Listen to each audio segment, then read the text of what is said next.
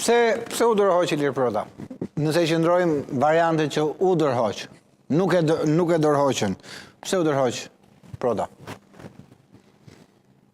Shiko, të themi që ishte çështja e asaj proteste është jo e pranueshme. Askush e beson. Sepse nuk e beson.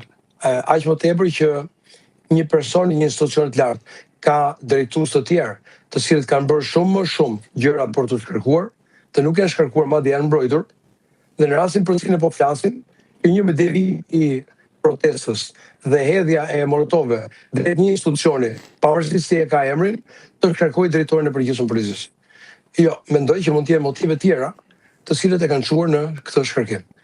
Mund të jetë momenti që i duhet një tjetër drejtor, një tjetër profil, meqense ka një tendencë që të marrë dhe të zgjedh në drejtim të disa institucioneve, qoftë edhe nga kundërshtari i tij, pra nga forcat politike, për të krijuar një lloj ekuilibri politik apo për një lloj revanshi ndaj opozitës shqiptare, që mund të jenë shumë emrime që ka psuar, pra në role, pavarësisht se janë role kryesisht shumë tekniciene, sot për shumë drejtim të një inspektoriati, ose kryeinspektor kemi një nën Partisë Demokratike, një deputet i historisë së saj, një person sigurisht me integritet, por përsëri erdhi nga një strukturë politike dhe shkon kryeinspektor.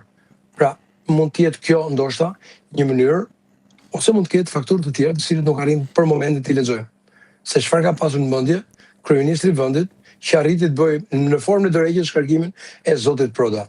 Ndërkohë që policia kishte disa rezultate, nuk është se ishte pa rezultate, madje dhe bashkëpunimi ishte dhe midis faktorëve të tjerë të partnerëve ndërkombëtar. Madje në inaugurimin e policisë unë isha, ishte edhe shefi i SPAK-ut, ishin gjithë strukturat e larta, të cilët janë homologe, bashkëpunuese për sigurinë kombëtare, pjesë të fesës punës së policisë së shtetit.